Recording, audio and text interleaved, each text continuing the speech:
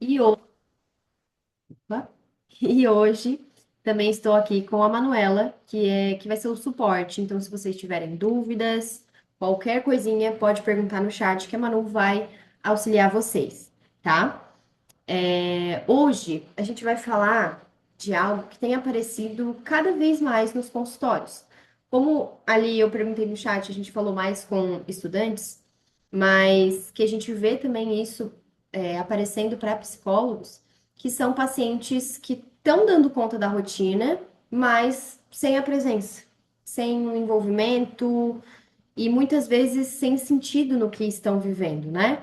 Eu não sei se vocês mesmos se identificam ou se vocês já tiveram contato com pacientes assim.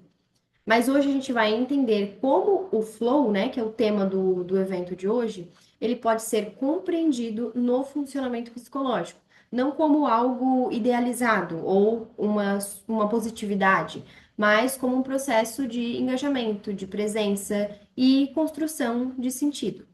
E o mais importante, o que fazer com isso na clínica, em diálogo com a TCC e as terapias de terceira geração. Esse vai ser um encontro direto, clínico e atual. Eu espero que vocês gostem, podem anotar que vai ser bom, vai render.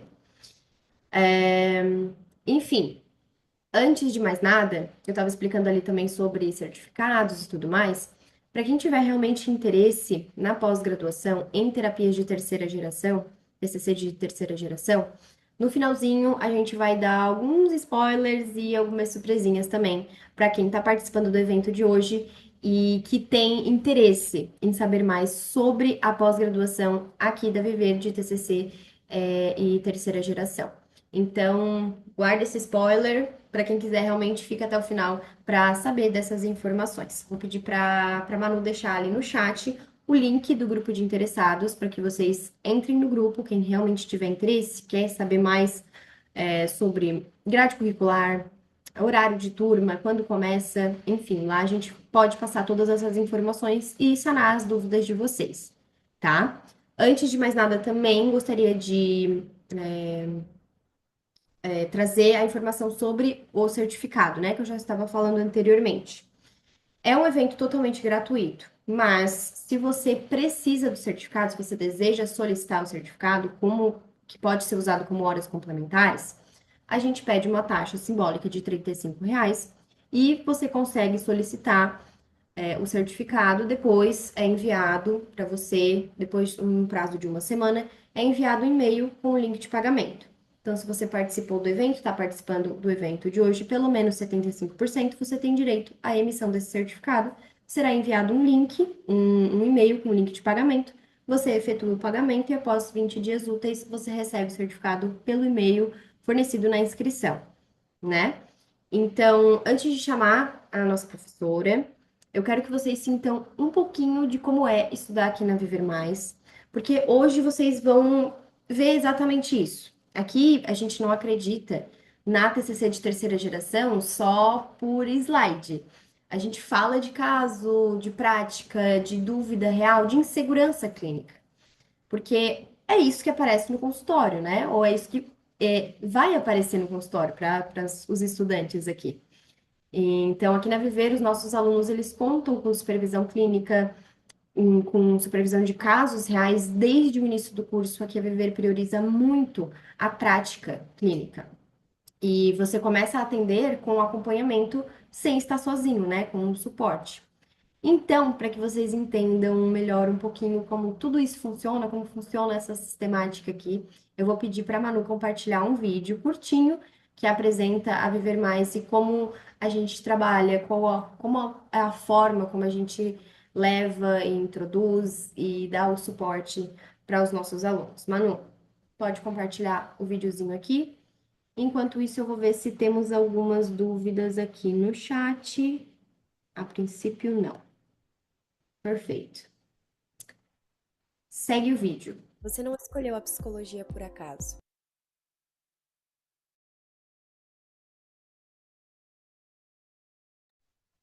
Deu uma travadinha, Manu?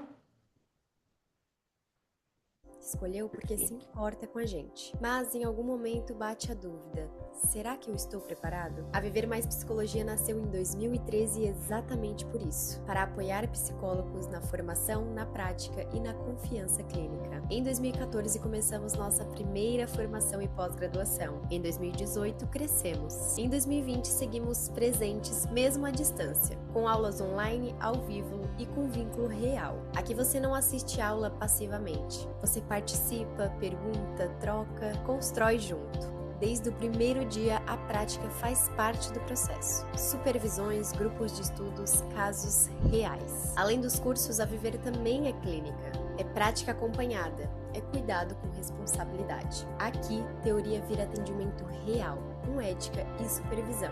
Mais de 4.000 vidas já foram transformadas. Psicólogos que hoje atendem com mais firmeza. E pessoas que encontraram acolhimento de verdade. Formação e pós-graduação. Psicologia existencialista clínica, psicodrama, terapia familiar sistêmica, terapia cognitivo-comportamental, programa de estudos em psicanálise, psicodrama didata e psicoterapeuta de aluno, psicodrama didata supervisor e orientador, pós-graduação, neuropsicologia clínica, avaliação psicológica, psicoterapia de casal e família, psicoterapia infantil e de adolescentes, terapias cognitivo-comportamentais de terceira geração e psicologia positiva, psicoterapia da sexualidade e psicologia perinatal e parentalidade. Se você quer atuar com mais segurança, clareza e presença clínica, a Viver Mais é o seu lugar. Conheça nossos cursos, fale com a nossa equipe e dê o próximo passo na sua trajetória como psicoterapeuta. Viver Mais Psicologia. Você cuida de pessoas, a gente cuida de você. Não preciso falar mais nada, né? A minha eu já falou. Enfim, gente. Lembrando que as inscrições da nossa pós-graduação em terapias da TCC de terceira geração estão abertas. Aqui você pode escolher entre a TCC clássica ou o que tem de mais atual no mundo da TCC. Eu vou pedir para a Manu deixar o link do grupo de interessados novamente, para que as pessoas que realmente tenham interesse possam entrar, que a gente passa todas as informações para vocês. O início das aulas começa no dia 25 desse mês, ou seja, sexta-feira que vem. Então, esse evento é uma grande oportunidade para você que realmente, assim, ó, eu tô com dúvida, não sei. Entra no grupo que a gente tira as suas dúvidas. Aí a gente vê que semana que vem você estará na turma ou não. Espero que sim. Mas pensando também em estudantes que ainda estão, né, na graduação, estão estudando na faculdade de psicologia, a Viver também pensa em vocês. Por isso que eu perguntei ali no início se a gente tinha estudantes, né? Você, que é estudante a partir do sétimo semestre, já pode iniciar algumas formações e pós aqui na Viver. O suporte também vai deixar o link de grupos de interesse dessas outras abordagens que vocês, estudantes, podem iniciar aqui na Viver. Então, a gente tem psicodrama, existencialismo, sistêmica, TCC também, a formação e pós em TCC, não de terceira geração, né, mas sim TCC. Mas se vocês também tiverem interesse nessas outras abordagens, você pode entrar no grupo que a gente também tira as suas dúvidas por lá, certo? Antes de chamar o nosso prof, então, eu vou fazer um convite bem rapidinho para quem quer continuar se aprofundando aqui dentro da Viver.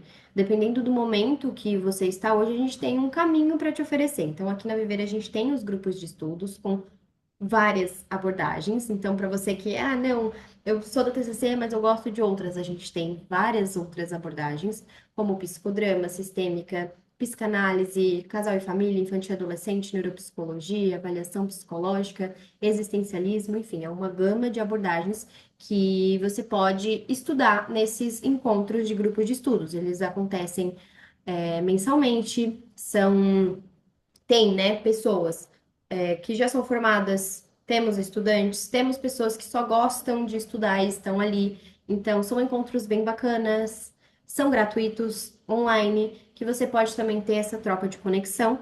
E aqui na Viver a gente também tem os nossos cursos livres, que para quem quer ganhar mais segurança em demandas específicas. É um formato mais aprofundado, mas ainda assim é pontual. Eles são cursos de curta duração, mas diferente dos eventos gratuitos, eles aprofundam muito mais, né? Claro. E você, que já percebeu que não, a TCC e principalmente a TCC da terceira geração faz sentido para minha trajetória. As nossas pós são onde esse caminho vai ganhar profundidade e segurança de verdade. Então, se você tem interesse, entra no grupo de interessados que a gente mandou aqui no chat. Agora sim, chega de eu falar, já falei demais, já falei até em vídeo. Eu vou apresentar a nossa professora. A gente vai iniciar agora a parte acadêmica do evento. E para abrir esse encontro, é com muito prazer que eu apresento. Inclusive, eu preciso dizer que a professora Ellen é a nossa professora aqui na Viver, queridíssima pelos nossos alunos. E eu vou contar um pouquinho do currículo dela para vocês.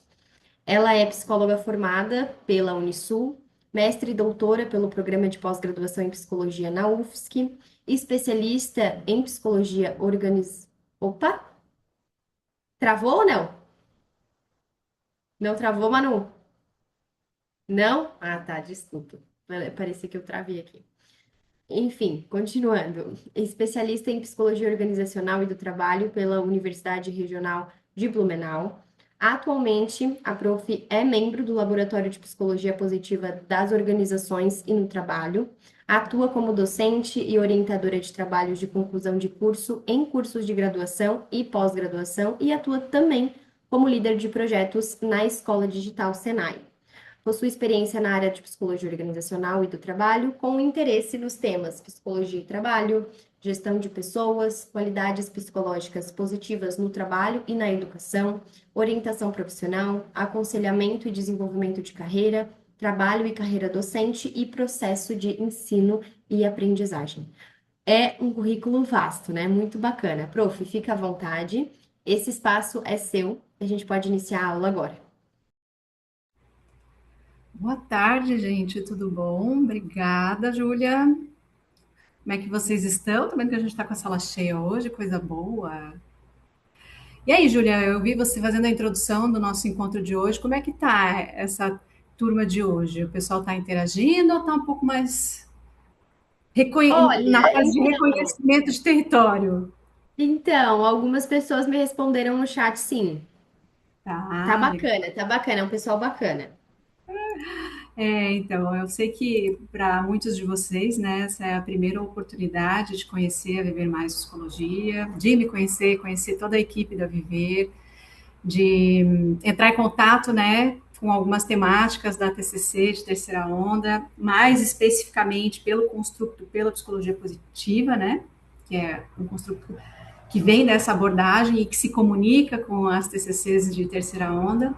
Mas eu gostaria de começar a minha fala aqui hoje, né, além de agradecer a presença e a disponibilidade de vocês para estarem aqui, construindo esse conhecimento comigo, com toda a equipe Viver, né, é pedir para que vocês se sintam, à medida do possível, à vontade para abrir as câmeras, abrir o microfone, me interromper, se comunicar via chat, enfim, né? Esse é um momento que eu tenho aqui um material planejado, mas eu gosto muito quando eu não dou conta desse material pela quantidade de interrupções, pela quantidade de perguntas, de ocasiões que as pessoas que participam desses momentos das nossas aulas compartilham, das supervisões, né? Então, a minha meta hoje aqui seria, né, para eu dizer para vocês, a gente não conseguir concluir, a gente entrar em estado de flow aqui quando vê, caramba, Prof. Ellen, você precisa encerrar, né? Tipo, ó, passou o nosso tempo aqui e a gente não conseguiu chegar ao final dos slides que eu preparei para a nossa aula. Sei que de largada é um pouco mais difícil para quem não está familiarizado com o território, né? Mas realmente eu quero que a gente construa um ambiente aqui onde vocês possam aproveitar essa oportunidade para conhecer sobre o flow, entender as conexões possíveis com as TCCs de terceira onda e que vocês curtam essa temática e se sintam curiosos e curiosas, né, para estudar outros fenômenos que tangenciam ou que sugerem um grande mergulho aí nas TCCs de terceira onda, tá bom? Júlia, obrigada também pela, né, declaração aqui do meu currículo. As pessoas devem estar se perguntando, caramba, né, a Prof. Ellen tem aí uma atuação e uma formação profissional bastante voltada para a psicologia organizacional e do trabalho. Onde é que entra a psicologia positiva? Onde é que entra a TCC, né?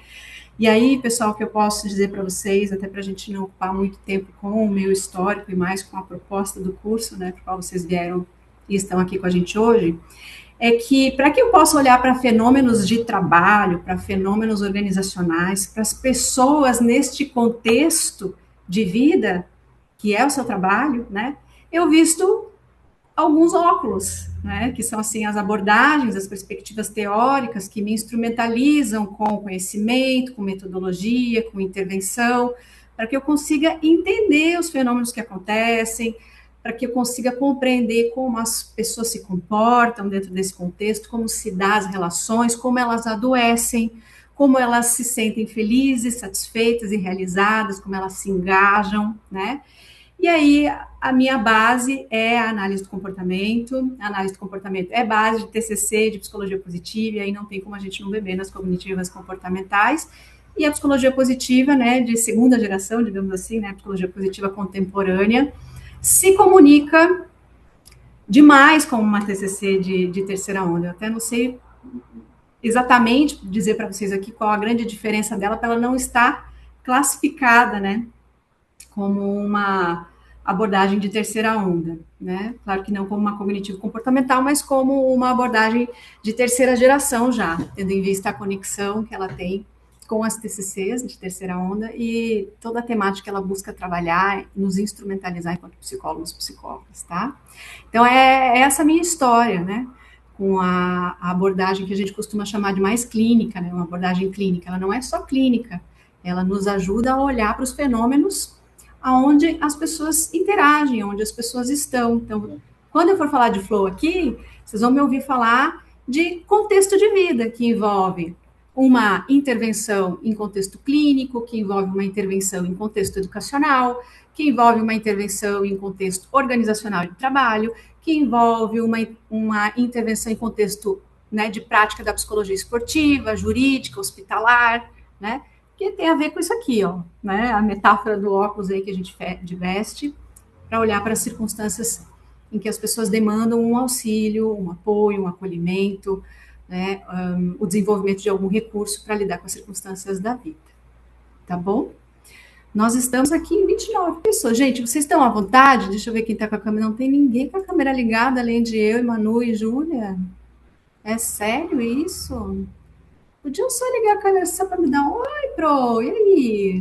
Como é que vocês estão, assim, 17 de março, ver as carinhas.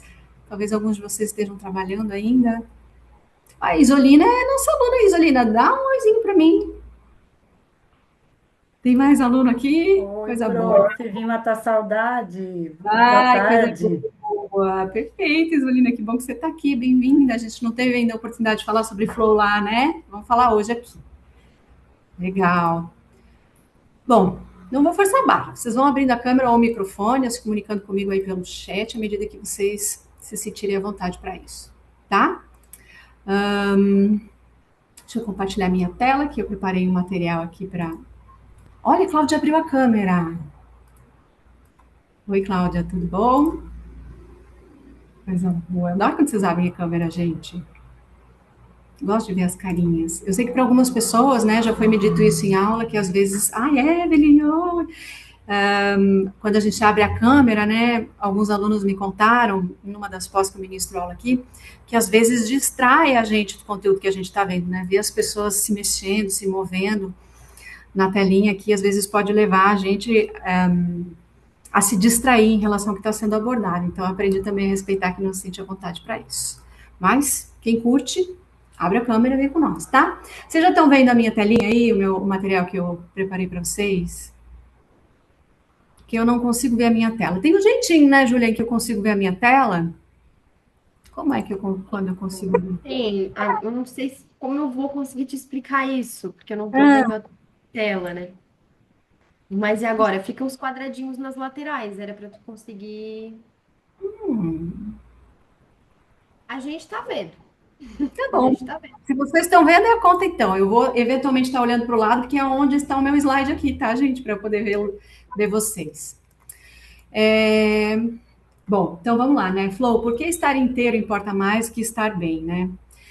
Então, gente, aqui eu quis começar o nosso curso de hoje abordando assim um paradoxo que a gente está vivendo atualmente, né? Nas últimas décadas, a psicologia positiva, que é o berço da onde surgiu este construto chamado flow, ela vem contribuindo de forma bastante importante para ampliar o foco da psicologia tradicional, deslocando um olhar que está muito mais exclusivamente voltado para adoecimento, para o estudo do bem-estar, das emoções positivas e das forças humanas. Né? Historicamente, a gente sabe que as nossas abordagens, elas se construíram muito mais para auxiliar, intervir, mediar circunstâncias que não são necessariamente positivas, ou muito pelo contrário, né? É para tratar transtornos, problemas, situações difíceis, luto.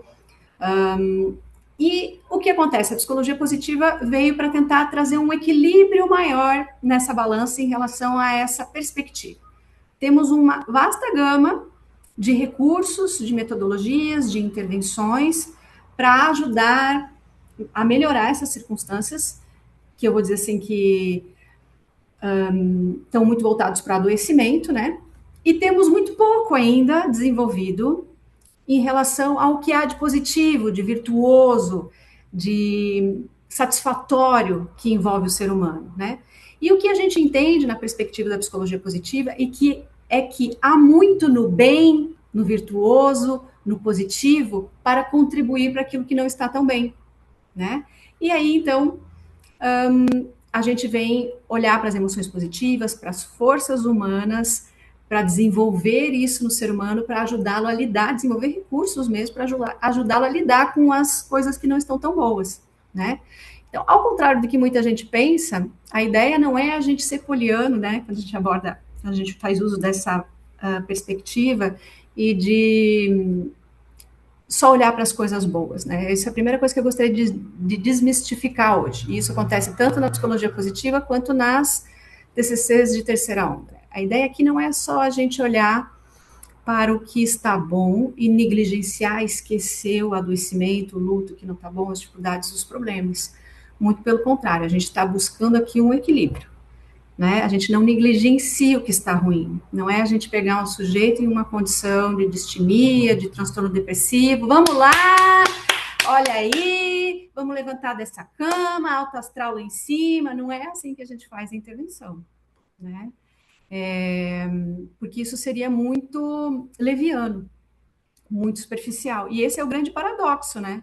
Porque, ao mesmo tempo que este movimento da psicologia positiva vem nos propor que a gente olhe para o bem-estar, para as emoções positivas, para as forças humanas, ao mesmo tempo trouxe desafios, com o advento de rede social, de hiperconexão, com esse discurso do bem-estar, né?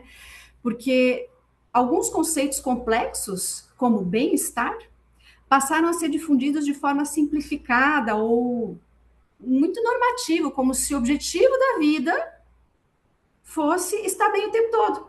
Né? É o que a gente vê se propagando por meio de influências nas redes sociais, né? É o que se vê. Agora está todo mundo fazendo, né, a onda da galera na academia, bem-estar. Agora, né, é como se bem-estar tivesse virado um grande negócio a ser vendido por meio de discurso e de reels, né? Com pessoas comendo bem, praticando atividade física o dia todo, como se não houvessem mais desafios. Essa perspectiva bem poliana da coisa, né?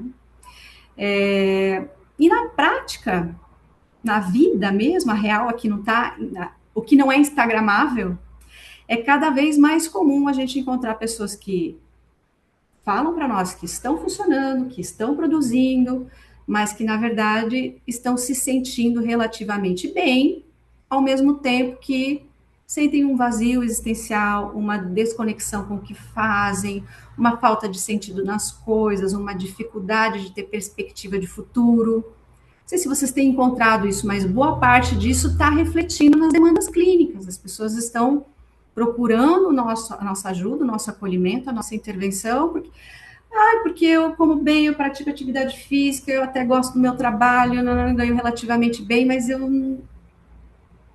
parece que falta algo. Vocês ouvem isso na clínica, gente? As demandas de vocês? Deixa eu ver aqui o... Quem não quiser abrir o microfone, conta aqui no chat. Ou é a ilusão da prof aqui? É só a demanda que eu tenho ouvido. Assim. Isso está aparecendo? Ou assim, se vocês ainda não atuam diretamente na clínica por estarem se formando, né? O que vocês escutam das pessoas no cotidiano de vocês? Vocês não percebem isso muito como um discurso, mas que na prática,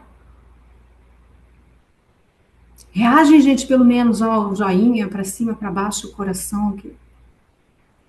Vão pensar que eu estou vivendo uma fantasia aqui. Eu vou olhar. Ai, obrigada, Ludmila. Eu ainda... Boa tarde a todos. Eu ainda sou estudante. Então, assim, estou começando os estágios, mas percebo isso, e percebo isso muito em mim também. Porque eu estou o tempo todo com essa cobrança e aquela sensação de que nada que eu faço é suficiente, de tentar dar conta de tudo, principalmente em relação aos estudos, que eu percebo uma cobrança muito grande comigo mesma. Por mais que eu estude, dá aquela sensação de vazio, de que não está aprendendo o suficiente. Aí vem muitas essas questões das redes sociais também, que influenciam muito, que o outro está o tempo todo produzindo, o outro está o tempo todo estudando, e muitas vezes não consigo conciliar isso com a minha rotina, então vem meio essa frustração. Então, assim, eu percebo muito isso do que você está falando comigo mesmo. Maravilha, obrigada por contribuir, porque eu acho que esse é um sentimento, a gente não pode generalizar, né? Mas acho que, de modo geral, né, nas redes sociais, a gente tem se comparado muito, né? Eu, pelo menos, gente, assim, eu sou mãe, tenho uma pequena de 5 anos, né? O pai da minha criança recentemente se mudou para Porto Alegre, então eu estou numa condição aqui de lidar com a maternidade, com o meu trabalho, com o meu cuidado, autocuidado, assim, que está mais limitado, né? E aí, toda vez que eu entro nas redes sociais, gente, agora eu estou vendo aqui meu compartilhamento de tela, não sei quem fez isso, mas muito obrigada. E me dá uma frustração, me dá esse sentimento de que eu realmente, as pessoas estão vivendo tão bem, fazendo às vezes tudo que eu faço, até mais, e parece que a grama deles está sempre mais verdinha, né? O que tem de errado aqui, né? Esses questionamentos que a gente tem feito. Então, esse é o grande paradoxo, né? Porque é uma distinção muito importante a gente fazer que o estar bem, o que significa estar bem, né? É só viver as coisas boas da vida? Será que estar bem é o mesmo que a gente estar inteiro? Se estar bem é só viver coisas boas na nossa vida, o que significa então estar inteiro nas circunstâncias que eu vivo, né? E aí, gente, é nesse contexto que o conceito de flow surge, e ele se mostra extremamente relevante, porque ele vai deixar muito evidente essa diferença, né? O estar bem, foco em emoções positivas, conforto, ausência de sintomas desagradáveis, e o estar inteiro, que é o foco na presença, no engajamento real, uma conexão profunda com a experiência, seja ela positiva ou não tão positiva, né? Mesmo sob adversidades, mesmo sob desafios, né? Então, mais do que o estado emocional positivo, o flow vem descrever para a gente uma forma específica de como a gente se relaciona com as experiências que a gente vive, tá? E parece ainda muito abstrato, mas eu vou contar aqui alguns exemplos, por exemplo, da área do esporte ou de relacionamento amoroso, que são circunstâncias que também aparecem muito no atendimento clínico, assim, né? Como é que a gente lida com essas experiências? É possível viver flow nessas experiências? É possível, né? Então, a ideia desse curso hoje, gente, é a gente introduzir o conceito de flow a partir desse construto, né, da perspectiva contemporânea da psicologia positiva e dialogando com as terapias cognitivas de terceira onda, especialmente no que diz respeito à presença, e aí, seja, né, quem está familiarizado, conhece um pouquinho o TCC de terceira onda, já deve ter ouvido falar em mindfulness, né, ao compromisso com a ação e a construção de sentido, né, e aí eu estou falando da terapia de aceitação e compromisso, estou falando de TCC também, né, com elaboração, construção de metas, enfim, tá? Então, esse é o nosso objetivo hoje, e aqui a primeira coisa que a gente precisa distinguir, porque é sobre isso que eu vou falar ao longo da nossa pequena aula hoje, é que estar bem é diferente de estar inteiro. E mais um ponto, tá, gente? Quem for fazer a pós-graduação com nós, vai perceber que estar bem também é diferente de bem-estar. Engraçado. Como assim estar bem é diferente de bem-estar? Bem-estar é diferente de estar bem. Pelo menos aqui a ideia, o estar bem é aquela resposta que a gente dá. E aí, como é que você tá? Tô bem. Né? Aquela resposta curta que a gente dá para evitar fadiga, né? Bem-estar é um construto também da psicologia positiva extremamente complexo que envolve emoções positivas, que envolve engajamento, que envolve realização pessoal, que envolve, enfim, boas interações, que envolve resiliência, né?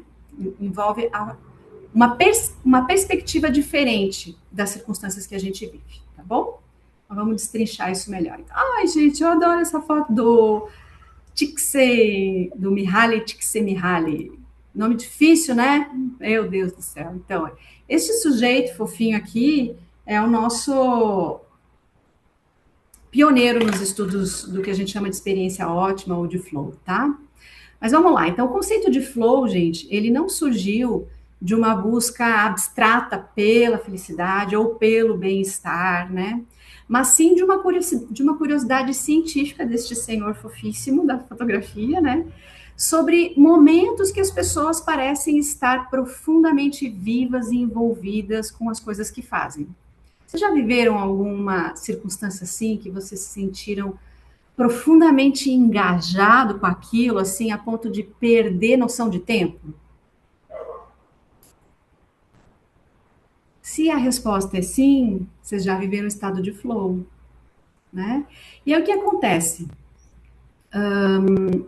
O Mihaly Csikszentmihalyi, né, ele começou as suas investigações observando que artistas visuais, eles geralmente, mesmo sem grandes recompensas financeiras ou um reconhecimento imediato, tendiam a permanecer por horas completamente envolvidos, submersos no seu trabalho.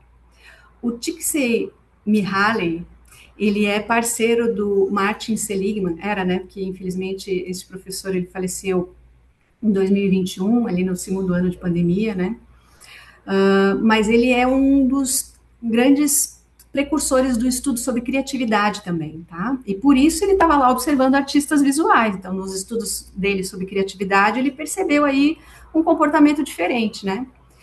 E ele concluiu a obra dele, ele não, desculpa, ao perceber que os artistas concluíam as suas obras, essas pessoas relatavam um sentimento, né, como um momento mais gratificante da execução da sua tarefa, o próprio processo de criação e não o resultado final, né? Então, olha que curioso aqui. Estudando criatividade, o professor Csikszentmihalyi percebeu que essas pessoas estavam tão submersas nas coisas que estavam fazendo e ao final do seu trabalho, da conclusão da sua obra, ao serem perguntados sobre o que era mais gratificante sobre o trabalho que desenvolviam, não era o resultado final, não era a obra que era vendida, que, enfim, mas sim o processo de criação, né? E aí isso instigou demais, né? O professor Csikszentmihalyi, e aí ele ampliou as observações dele, decidiu se debruçar no estudo sobre esse fenômeno, né? E foi observar isso em outros grupos. Aí foi quando ele foi observar atletas, foi quando ele foi observar músicos, enxadristas, quando ele foi olhar cientistas, né? E aí ele percebeu que em diferentes contextos emergia o mesmo padrão de experiência. As pessoas entravam num período de alta concentração, um estado de perda de autoconsciência, é como se elas esquecessem de onde elas estavam, o que elas estavam fazendo, perdiam a sensação de controle e entravam num sentimento de envolvimento profundo com aquilo que faziam, né? E aí essas experiências, o professor Csikszentmihalyi passou a ser descrita metaforicamente como um estado em que a ação flui. Por isso o termo flow, né, em inglês, tradução para o português, aquilo que flui, né? Flow, fluxo, né? Estado de fluxo, tá? E aí, claro, desde que ele começou esse estudo, muito já se avançou, né? Aqui um aspecto importante, né, também sobre isso é que essa origem histórica, ela é relevante porque ela posiciona o flow como um conceito muito ligado à motivação intrínseca, que é justamente o que lá no comecinho, né, da nossa aula de hoje eu quis trazer para vocês, assim, que é a ideia de uma satisfação associada ao processo, à experiência, e não a busca por uma recompensa, por uma emoção positiva isolada, algo relacionado ao ego, ao status, né? Ah, não importa que o resultado final tenha ficado maravilhoso e que estejam pagando milhões pela minha obra de arte. Importa o quão envolvido eu estou enquanto estou fazendo, né? Então, o conceito de flow acabou sendo, né, desenvolvido por este professor, tá? Ele é um psicólogo húngaro-americano, trabalhava junto com o professor Martin Seligman na Universidade da Pensilvânia, né? E ele desenvolveu seus estudos sobre flow a partir dessas vivências, né? Na literatura a gente vai encontrar estado de fluxo, a gente vai encontrar também, coloquei aqui no slide, né? Conceito de experiência ótima, e que com a TCC básica a gente vai ver muita conexão, sabe com que conceito? Crença de autoeficácia. Vocês já vão entender por quê, tá? Por enquanto, gente, vocês estão conseguindo captar a ideia aí do flow? Como é que tá? Vocês estão achando que vocês já viveram estado de flow ou nunca viveram nada parecido? Temos joinhas aqui. Eu vi, Júlia. Alguém quer contar, assim, alguma situação que eventualmente viveu e que acha que pode ter sido um estado de fluxo, um momento de flow? Ai, gente, não é possível. Sabe aquilo que a gente vive, que a gente diz, nossa, isso aqui passou muito rápido, nem acredito que foram 8 horas, 4, sei lá, enfim. Ó, a Vanessa colocou aqui no chat. Sim, mas percebi que isso andou se perdendo na vida adulta. Olha, esse é um sintoma interessante para a gente avaliar, né, Vanessa? Por que será que você está se afastando desse tipo de experiência? Quem abriu o microfone pode compartilhar aqui. Fala com a gente. Então, eu acho que esse momento de flow, ele sempre vai. A gente vai ter vários momentos de flow, mas ele não é contínuo, né? A gente não vive 24 horas nesse momento de flow, mas que a gente já teve sim, claro, a gente precisa ter também, né? Isso depende de nós também termos esse momento. Eu acho que é por aí, é isso mesmo? É isso mesmo. Quem está falando comigo que eu não estou conseguindo É ver aqui? Cláudia, Cláudia Paulini. Cláudia, oi, Cláudia, bem-vinda, tá? Obrigada pela tua participação. Você está corretíssima, Cláudia. Não é possível vivermos em estado de fluxo ou vivenciarmos o flow 24 horas por dia. Já seria ótimo, sensacional, maravilhoso se conseguíssemos viver isso em algum momento no dia, né? Mas no geral não é o que acontece. Mas a ideia aqui é hoje a gente saber como se caracteriza esse estado, para que a gente possa olhar para os momentos em que a gente se sente em estado de fluxo e tentar, na nossa própria vida e por meio de intervenções na clínica, em outros contextos de vida, seja trabalho, esporte, hospital, enfim, educação, criar circunstâncias onde a gente possa entrar em estado de fluxo, né? Porque se eu sei quais são os meus, eu não gosto desse termo, mas eu não estou achando neste momento que seja mais adequado, um gatilho para o meu estado de fluxo. Então, eu posso criar essas condições de forma mais recorrente para que eu consiga viver isso mais vezes na vida, né? Então, eu acho que é por aí também.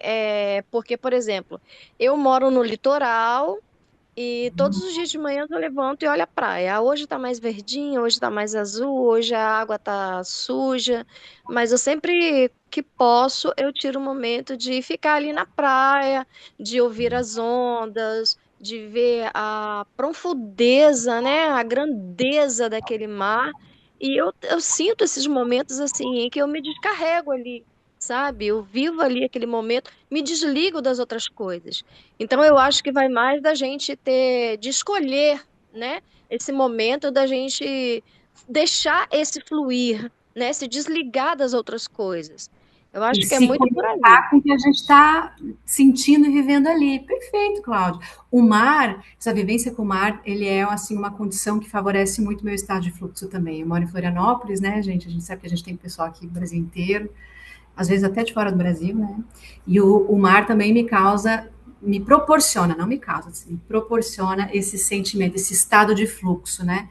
Por meio do som das ondas do mar, das cores, da marisia, que eu sinto o cheirinho de mar, dos elementos ali, né, da praia, eu vou vivenciando algumas circunstâncias na minha cabeça, né? Às vezes confunde um pouco, né, de o estado de atenção plena, um mindfulness, né, para um estado de fluxo, porque geralmente no estado de fluxo, a gente tem que estar envolvido na realização de algum tipo de tarefa. Só que quando a gente fala de tarefa, a gente muitas vezes associa a uma tarefa de trabalho, de casa, algo que vai requerer da gente um esforço diferente do habitual.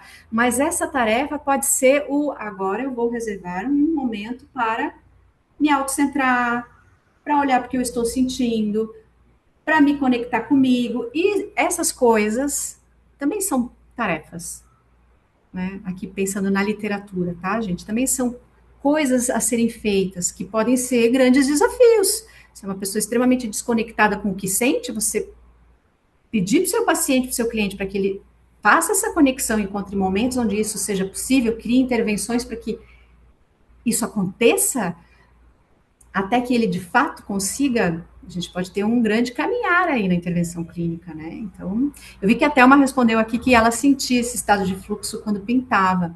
Perfeito, você vê, assim, a primeira grande experiência observada, né, pelo professor Csikszentmihalyi foi justamente relacionada à pintura, né? Então, Thelma, é isso aí. Aí, a inveja da colega praiana, né? Meu Deus, Larissa. Onde é que você mora, Larissa? Muito longe da praia? O prof, Oi. só pegando essa fala que a colega acabou de mencionar, eu também moro em frente à praia e tentando conciliar a rotina do dia a dia, eu me percebi que tinha mais de anos que eu não ia à praia.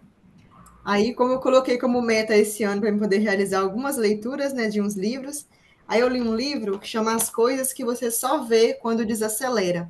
E eu me lembro que eu já tinha lido esse livro antes, mas eu li ele com aquela pressa, aquela intensidade em terminar, que eu não aproveitei necessariamente o conteúdo. Aí eu falei, não, dessa vez eu vou ler bem devagar, de acordo com a leitura, e eu percebi o quanto que eu estava tão acelerada em produzir que eu estava me acostumando com essa rotina e estava deixando de ser importante coisas assim que antes eu queria tanto alcançar, eu queria tanto ter, e estava se tornando uma coisa assim muito robótica. E quando fala sobre esse estado de envolvimento aí, eu sempre tive muito receio em atender na clínica, porque eu tinha muito medo com a minha concentração, eu me disperso muito facilmente. E esse era meu maior receio. Quando eu comecei o atendimento na clínica como estagiária, nossa, de repente, assim, cada das intervenções que eu me via fazendo, que eu me sentia nesse estado, aquela euforia de pensar, nossa, sério que foi eu mesmo que fiz isso? Lógico que eu não demonstrava isso para paciente, mas quando eu terminava o atendimento, eu ficava assim, crédula comigo mesmo, como que eu consegui? Então, assim, o quanto que é importante a gente perder esse medo e aprender a desacelerar também. Lógico que é um processo, é algo que é construído diariamente, não dá de um dia para o outro assim. Quem que tá falando comigo, que também não apareceu aqui, que tá falando? Adriana. Adriana, muito legal essa tua fala, Adriana, porque você sabe que, assim, eu já atendi muitos psicólogos, né, pois eu faço supervisão, e eu percebo que muitos psicólogos, gente, psicólogos, psicólogas, tendem a entrar em estado de fluxo quando em atendimento. E aí, já já vocês vão entender por quê. Quando eu trouxer aqui quais são as características elementares do estado de fluxo, você dizer, nossa, é isso, porque assim, envolve algum grau de desafio, requer da gente o desempenho de algumas habilidades, mobilização de conhecimento, né? Tem uma relação ali com o tempo, com o interesse em relação àquilo que está sendo compartilhado, em ajudar, em acolher, em intervir sobre aquilo. Então, Adriana, maravilhosa essa tua associação, porque de fato é muito possível, né? E uma outra coisa importante que você falou aqui, né? É um processo sim. Porque lembra, aqui a ideia é a gente desassociar o estado de fluxo, ou flow, de um estado pleno de relaxamento. E justamente porque requer de nós a mobilização de alguma competência para lidar com alguma tarefa, né? Como eu falei, a tarefa pode ser muito básica e voltada para si mesmo, como, por exemplo, se conectar com seus próprios sentimentos, e perceber o que é pensamento, né? Enfim, do que são as emoções que a gente está sentindo, enfim. E aí, por que é importante, Adriana, isso que você falou? Porque a gente não pode pressupor que o estado de fluxo não vai trazer alguma dificuldade para nós, que ela não vai trazer algum problema com a qual a gente tem que lidar. Por isso, viu, Cláudia, que não é um estado permanente, que ele oscila, que vão ter condições que vão nos proporcionar essa sensação e outros que vão requerer que a gente faça uma modulação aí entre desafio e capacidade. Aí a conexão lá com a alta eficácia, né? Mas vamos seguir que vocês já vão conectar os pontos, né? Bom, então, gente, a gente tem aqui o conceito elementar de fluxo, né? Ou de flow, que é esse estado de envolvimento profundo, onde a ação flui espontaneamente. Ó, mais uma vez, a gente sai da ideia do resultado final e vai para o processo, é o estar fazendo, aqui é gerúndio, tá? Então, assim, ó, é importante destacar que o flow, ele não é sinônimo de prazer imediato, de relaxamento, ausência de esforço. Como eu falei, ele vai requerer, vai ter algum grau de desafio ali, que vai requerer de nós a mobilização de alguma competência, alguma habilidade, algum conhecimento para a gente lidar com aquilo, tá? Porque, pelo contrário, gente, o flow, ele costuma emergir em atividades que exigem concentração, disciplina, dedicação, tá? Muitas vezes, o flow vai ocorrer justamente em contexto de desafios, onde há um risco de erro, de engano, a necessidade de alguma aprendizagem. Por isso que eu vou enfatizar, né, o exemplo de a gente se conectar com o que a gente está sentindo, de a gente dedicar um tempo de olhar para si como uma possibilidade de entrar em estado de flow, né? Porque para algumas pessoas isso requer necessidade de aprendizagem, isso requer disciplina, isso requer a gente fazer um exercício metacognitivo de perceber, de pensar sobre o que estamos pensando, né? Então, um exemplo bem cotidiano, que às vezes acontece, a gente acabou de falar da atuação na clínica por parte de psicólogos e psicólogas, né? Mas quem gosta de escrever, né? É uma pessoa que está escrevendo um texto complexo, isso pode acontecer. A Adriana falou da leitura de um livro. Na leitura de um livro, gente, às vezes a história do livro está tão interessante, você está mobilizando tanto sentimento, emoção ali, que quando você percebe, você lê o livro inteiro, passar de horas que você nem se deu conta, entrou em estado de flow, tá? Então, embora o processo possa envolver o esforço cognitivo, até a frustração momentânea às vezes, porque isso vai acontecer, há um profundo envolvimento com aquela atividade, fazendo com que o tempo passe rapidamente, que a experiência seja percebida como significativa. Olha, estou aqui nesse exercício de me conectar com o que eu estou sentindo. E tudo que eu consigo fazer é pensar nos meus problemas, nos meus filhos, no quão difícil está o meu casamento, na minha mãe que não está bem, na pessoa que eu perdi. Estão ali lidando com isso. Até o momento em que, se você conseguir desenvolver recurso suficiente, esses pensamentos vão passar sem se estacionar, sem tomarem morada na nossa cabeça, né? E aí, quando a gente vê, agora estou vivendo, né, um estado de fluxo. A gente geralmente não percebe estado de fluxo enquanto está vivendo ele. A gente percebe isso depois que saiu dele, tá? Então, vamos para o nosso... é aqui, ó, gente, as características do estado de flow, tá? Assim, ó, se vocês forem buscar na internet, forem dar flow lá no Google, já tem, assim, já se avançou muito, a gente tem alguns teóricos que trazem 9, 10 itens para caracterizar o flow. Aqui, eu vou trazer os principais, os elementares, onde a gente consegue enxergar a conexão com as terapias cognitivas comportamentais de terceira onda, ó. E o primeiro que eu trago, gente, tá? Atenção plena, atenção profundamente focada na atividade que eu estou fazendo. O que significa mindfulness, né? Depois, clareza de objetivos, ter metas claras, realizáveis, acessíveis, né? Isso aqui é condição sine qua non, vamos dizer assim, para a atuação com uma cognitivo comportamental. Nem precisa ser de terceira onda, a tradicional, né? A gente precisa definir um objetivo junto, a gente precisa mobilizar aqui os nossos esforços para que a gente possa alcançar essas metas, né? Então, eu preciso saber onde eu quero chegar, tá? Depois, feedback imediato. A própria atividade informa o progresso em tempo real, permitindo as correções instantâneas. Aqui eu estou falando do equilíbrio entre o desafio e a habilidade pessoal, que está relacionada ao nível ótimo de autoeficácia. Quem aqui é estudante da TCC tradicional? Já tem alguma familiaridade com a própria TCC de terceira onda? Que possa trazer para nós aqui o que é a crença de autoeficácia. Vocês lembram? Quem está estudando, quem já se formou? Alguém quer relembrar?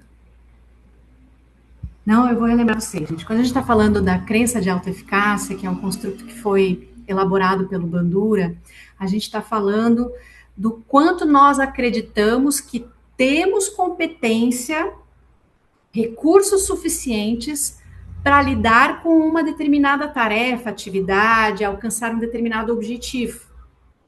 Seja ele de trabalho, de vida, qual for. Tá? Superar um relacionamento, vivenciar um luto, superar, né, tratar aqui um transtorno, lidar com as minhas fobias, enfim, né, qual for o contexto que for, tá? Para que a gente consiga alcançar um nível ótimo de autoeficácia, a gente precisa balancear o meu nível de conhecimento, de competência para lidar com aquela minha meta, para alcançar aquela minha meta, né? Se eu tenho meta muito complexa, muito difícil de se alcançar,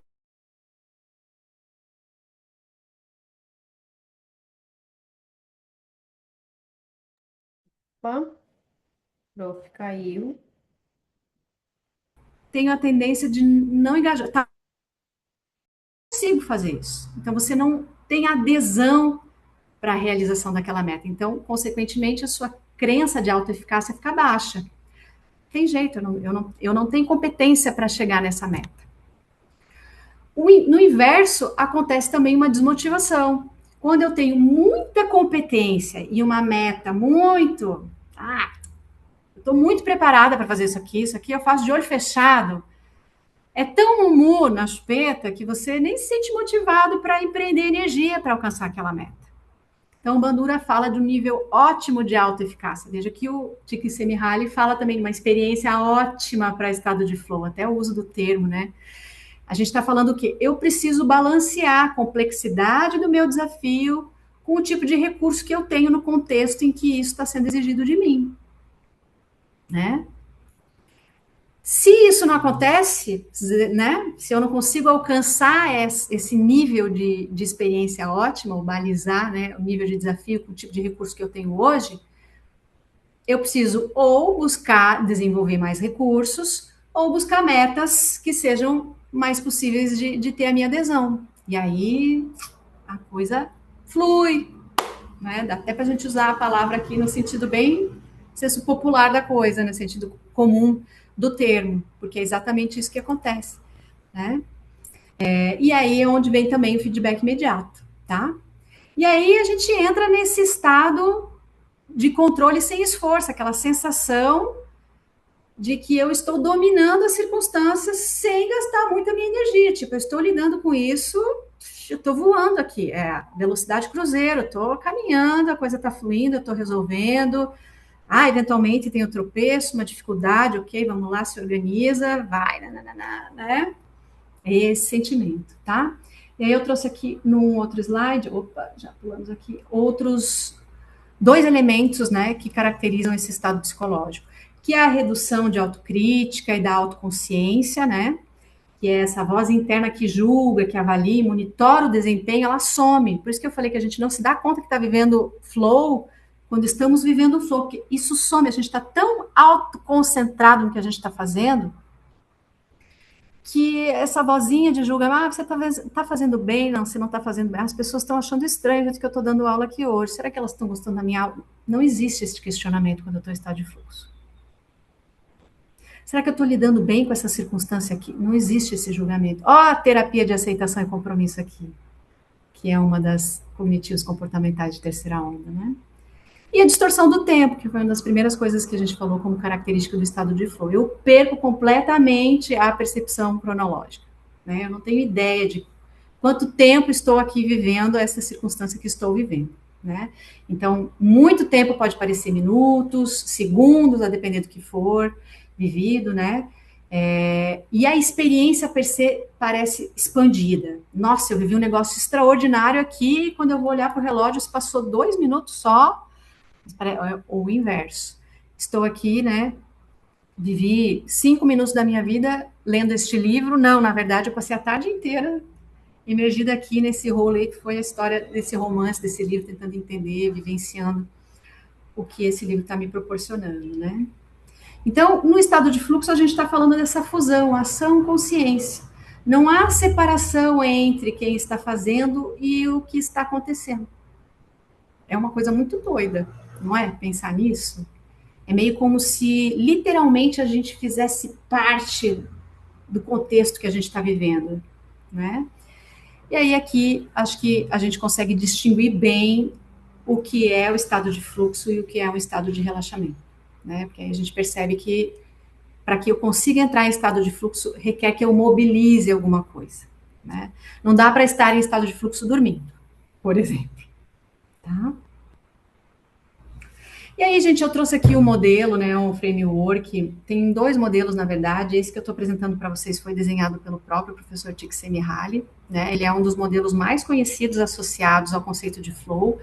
E ele é muito legal porque ele ajuda a gente a entender essa relação entre desafio e habilidade, que vem lá da cognitivo-comportamental do conceito do Bandura de autoeficácia, né? A gente tem aqui no eixo Y o desafio, né, que é esse eixo vertical, e no eixo X as minhas habilidades, né? E aí o que acontece?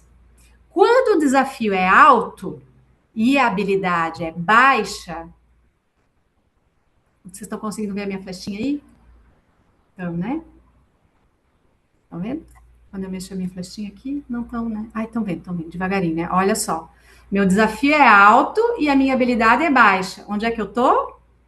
Na esfera da ansiedade. Estou vivendo fluxo? Estou vivendo flow? Não estou vivendo flow. Estou vivendo ansiedade. Porque o desafio é muito grande e eu não tenho recurso. Ai, meu Deus, eu estou apaixonada por um cara e eu não sei o que fazer. Eu não estou sabendo lidar com isso. Eu não consigo conversar.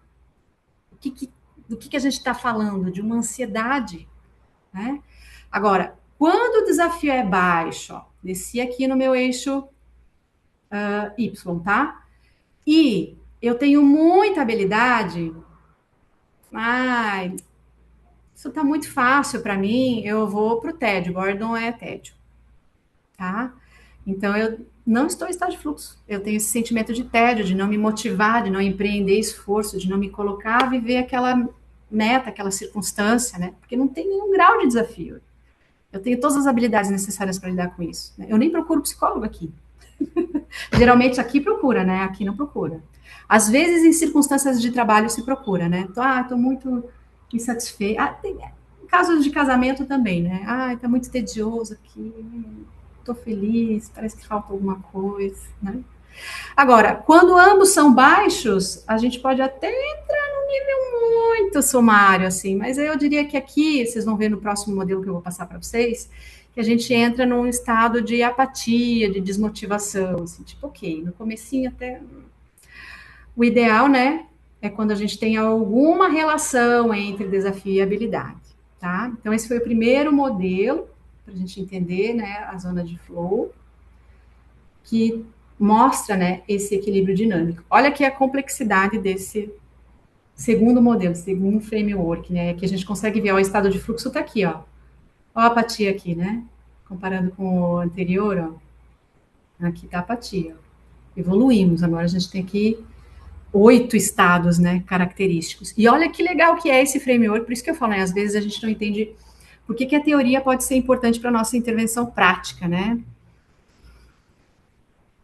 A depender do que o meu paciente, meu cliente traz para mim, eu posso tentar identificar aqui em que lugar dentro do gráfico, né, essa pessoa está, para tentar balizar ou o desafio ou o desenvolvimento de recursos para facilitar um estado de fluxo, ou minimamente para tirar ele de uma situação ansiogênica, né, e trazer mais saúde, por exemplo, né, tirá-lo de um estado de preocupação, de angústia, e trazê-lo para relaxamento e controle, já que a gente não pode viver fluxo o tempo inteiro, né, ao longo da vida, tá? Vamos para um exemplo, agora vamos pensar num exemplo bem didático, não vamos ainda para a clínica, vamos pensar num exemplo relacionado ao esporte, tá? Para a gente configurar bem essa ideia da ansiedade, do tédio e da apatia e do estado de fluxo, tá? Que são os 4 elementos básicos aí do primeiro modelo de flow. Imaginem, gente, um jogador de tênis, mas pode ser qualquer esporte, né? Que está em diferentes momentos do seu processo de aprendizagem, perfeito? Dependendo da relação entre desafio e habilidade dele, deixa eu voltar aqui no nosso slide para o primeiro, que vai ficar mais fácil, né? Então, dependendo de como está o nível de desafio e de habilidade, ele vai vivenciar diferentes circunstâncias. Considere o início da aprendizagem, tá? Quando esse jogador de tênis, ele começa a praticar. Então, assim, ó, ele tem skills, tá como, né? Habilidade. Nível baixo de habilidade, né? Ele tem pouquíssimo, ele mal sabe pegar a raquete, não sabe como movimenta direito o braço. Nesse momento, quando ele está no processo de aprendizagem dele, os desafios também costumam ser mais simples, né? Ninguém com nível muito básico de habilidade em tênis já vai começar numa competição com o Guga Kirten, né? E vai lá tentando passar a bola por cima da rede, tentando acertar aí com o peso da raquete, né? Como tanto o desafio quanto a habilidade são baixos, isso vai gerar um baixo engajamento, né? Em algum momento ali, depois que ele captou como segurar a raquete, qual o peso, qual a movimentação que ele faz para passar a bolinha pela rede, ele vai até achar, ok, dominei, já sei passar. Ele já não vai querer ir para a quadra sozinho, né? Então, vamos para o segundo estágio de aprendizagem, que é o desenvolvimento das habilidades. Com a prática, ele vai começar a melhorar, né? E aí, se o desafio continua o mesmo, ó, ele melhorou um pouquinho aqui as skills, né? Tá aqui. Agora, se o desafio continua sendo o mesmo, tédio, né? Ó, o desafio não aumentou. Ele continua ali jogando sozinho, contra a parede. Tá tedioso isso, né? Fica muito fácil, muito simples. Então, o jogador, ele pode sentir tédio, né? Porque a habilidade dele já é maior do que o desafio proposto aí. Vamos para o terceiro nível de aprendizagem, né? Aí agora a gente tem um desafio muito elevado, tá? Considerem aqui que ele enfrenta o Guga Kirten, tá? E o nível de habilidade dele, assim, não tá lá no baixo, né, gente? Porque ele já tem alguma prática, mas também não tá, assim, nível Guga Kirten, mas botaram ele para jogar lá com o Guga. O que acontece? Ó, o desafio leva esse sujeito lá para ansiedade. Meu Deus, é o Guga Kirten. Podia ser qualquer exemplo, gente, culinária, tá? Você vai fazer um jantar para o seu crush ou para sua crush e ele não entende nada de cozinha. Você já domina alguma coisa. Talvez você até entre no estado de fluxo aqui. Agora, seu crush é chefe Jacan. ou esqueci o nome da professora, a chefe Paola Coracella. Veja bem, meu nível de domínio aqui da culinária, né? Ela já vai avaliar a gente. Na autoeficácia dá para usar os mesmos exemplos, tá? Agora vamos para um quarto nível de aprendizagem, quando a gente tem o equilíbrio, ó. Vamos supor aqui que ele vai entrar num estado de fluxo, né? Ele vai acontecer quando tem um equilíbrio entre o nível de desafio e as habilidades que ele já desenvolveu, né? Então, nessa situação, pode acontecer de o jogador eventualmente experimentar algum nível de ansiedade, quando o oponente, por exemplo, é completamente novo, ele nunca viu aquele oponente jogar, surge com uma jogada nova, diferente, isso aqui nunca tinha vivido, saiu um pouco do estado de fluxo, foi para ansiedade. Entendeu como funciona? Volta para o estado de fluxo. Olha o desafio rolando aqui. Ou o inverso, né? Aqui estamos passando bola, tá? Assim, né? Que vai, que vem, que vai, que vem, chega ali, vive um pouquinho de tédio, até que daqui a um pouco você mesmo saca diferente, a bola vai mais longe, já começa o coração a bater um pouco mais acelerado, entra em estado de fluxo, tá? Então, gente, por isso que para manter o estado de flow, é importante a gente sempre estar balizando o desafio à medida que as habilidades também se desenvolvem, tá? Então, o flow, ele vai ocorrer quando há um equilíbrio dinâmico entre desafio e habilidade. Quando a gente tem uma crença, né, o nível ótimo de autoeficácia, tá? Até aqui tudo certo? Gente, uma coisa importante aqui, tá? O flow, ele não elimina completamente a ansiedade. Níveis moderados de ativação podem aparecer, especialmente quando as atividades são desafiadoras, quando elas não são completamente previsíveis. Mas a pessoa já consegue, no mesmo momento em que esse desafio aparece, ou pouco tempo depois, desenvolver a habilidade para chegar lá de novo. Meio que uma busca, uma dança, sabe? Então, a gente trouxe o gráfico por causa disso, né? Eu acho que ele ajuda a gente a entender um pouco essa dinâmica, ajuda a gente a visualizar como se dá o flow, né? E que faz a gente compreender que flow não é só estar bem, mas é preciso estar inteiro, é preciso estar vivenciando a circunstância, vivenciando o desafio, sentindo aquele breu do desafio, aquele friozinho na barriga que vai requerer de mim mobilizar a minha habilidade, sabe? Então, considerei importante trazer isso para vocês em função disso, né? Como a gente pode ajustar tarefas, atividades, objetivos, metas de intervenção em clínica para favorecer, se não o estado de fluxo completamente, né? Que seja a possibilidade de favorecer experiências engajadoras, que seja favorecer um estar inteiro naquela vivência. E não, tô ok, tô bem, tô viva, né? Por isso, estar inteiro é mais importante que estar bem, tá? Aí aqui é só, por favor, quem tá falando O comigo? estado de flow, ele é considerado um componente essencial para uma vida significativa, unindo alta performance no trabalho com o bem-estar psicológico. Quer dizer, esse bem-estar psicológico, ele também está inserido o bem-estar físico, né? Porque, por exemplo, quem está acamado, ou quem está doente, quem tem uma dor de cabeça crônica ou uma dor generalizada, ela dificilmente ela vai entrar nesse estado de flow. Mas é preciso da gente escolher estar bem, se sentir bem, cuidar bem da saúde e fazer pequenas escolhas, né? Porque grandes mudanças são difíceis. Pequenas mudanças também são difíceis, mas a gente começa pequeno, com pequenas mudanças, tipo Pequenas olhar para metas, né, Cláudia? pequenas metas, começar pequeno, para depois ir aumentando daquilo, né? Eu digo sempre para os meus pacientes assim: quais são as 3 coisas que você mais gosta de fazer? Aí eles falam as 3, né, rapidinho, e eu falo assim: qual delas você faz pelo menos uma vez por semana? Nenhuma delas. Então, quer dizer, nós estamos negligenciando os pequenos prazeres, tipo andar de bicicleta, é, fazer uma caminhada, tomar um café, né? O tomar um café hoje está na moda, né? Vamos tomar um café com uma amiga. O café é apenas um pretexto para ter afeto, para ter convivência, Olhar para para nos si. comunicarmos, né? Para a gente colocar o nosso eu em prática, né? O que a gente gosta, o que está difícil para gente, essas coisas. Então, é fazer pequenas escolhas todos os dias e começar por aí. Perfeito, Cláudia, ótima contribuição, é isso mesmo. Agora, um ponto importante aqui que a gente precisa distinguir é essa ideia do bem-estar, né?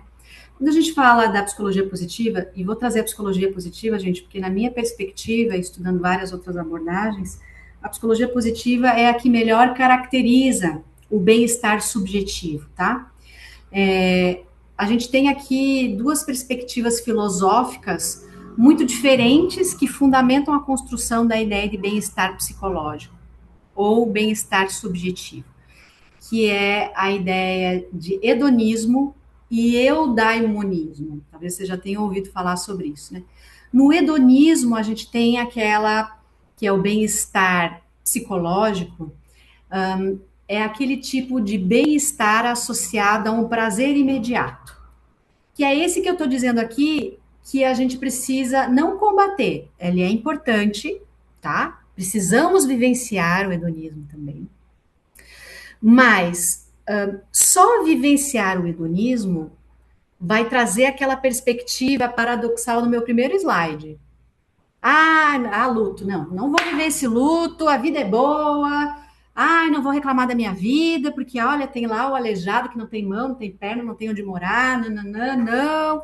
Vamos para cima, pensamento otimista, a ideia do gratiluz, da positividade tóxica, né? O hedonismo, a vivência única e exclusiva, a busca única e exclusiva pelo prazer momentâneo, vinculado a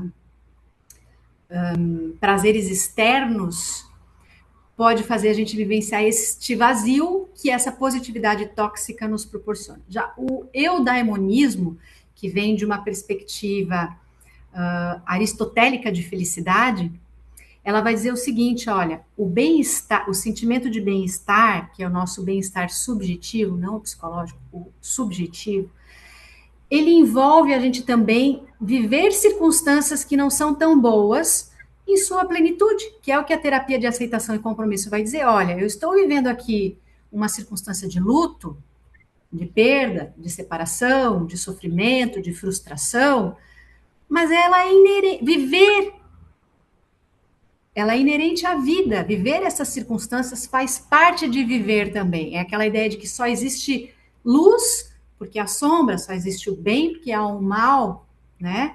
Então, a ideia aqui de viver o estado de fluxo, de viver essas circunstâncias positivas, é de também vivenciar as coisas que não são tão boas em sua plenitude.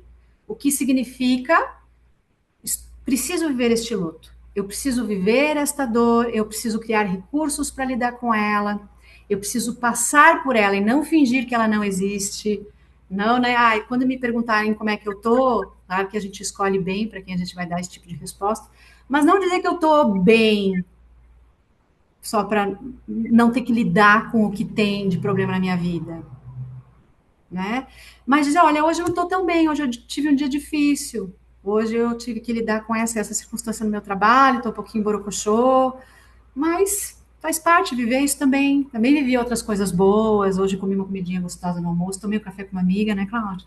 Vivi, né? Então, a ideia aqui do bem-estar é a gente poder viver em equilíbrio com o hedonismo e o eudaimonismo. E o flow é justamente isso. Você vai viver momentos de desafio na sua vida e você precisa criar recursos para lidar com eles. E à medida em que tu for criando, e recursos para vivenciar esses desafios, tu vai vivenciando outros níveis de desafio e vai se construindo nessas vivências como pessoas melhores, desenvolvendo forças, desenvolvendo habilidades, construindo seu self mais forte cada vez mais, né? Então, essa é a ideia. O flow é uma jornada emocional desafiadora e viver a simplicidade é a melhor forma de explicar grandes verdades. As verdades do dia a dia, como você falou mesmo. Eu agora recebi uma notícia de uma amiga minha que perdeu um sobrinho e quando acabou de sepultar o sobrinho, a avó faleceu. Então, quer dizer, no mesmo dia, duas perdas. Aí você vai chegar para essa pessoa e vai falar assim: não chora, isso é coisa da vida. Não, ela precisa chorar, ela precisa externar aquele momento, ela precisa sentir aquela perda, aquela saudade, né? E é claro, a gente tem que estar ali como um apoio, mas a gente precisa de viver e explicar a simplicidade dessas verdades cotidianas que a gente vive, né? Porque nós temos aquele sentido de infinitude muito grande. A gente acha que nunca vai acontecer com a gente, que a gente nunca vai morrer, nunca vai ficar doente, né? E o de repente ele acontece. Então, faz Exatamente. parte, faz parte. Viver implica morrer, viver implica perder, viver implica em se frustrar, em criar expectativas, em amar, desamar, né? E a gente tem que desenvolver. É um pouco a nossa. Um pouco não, né?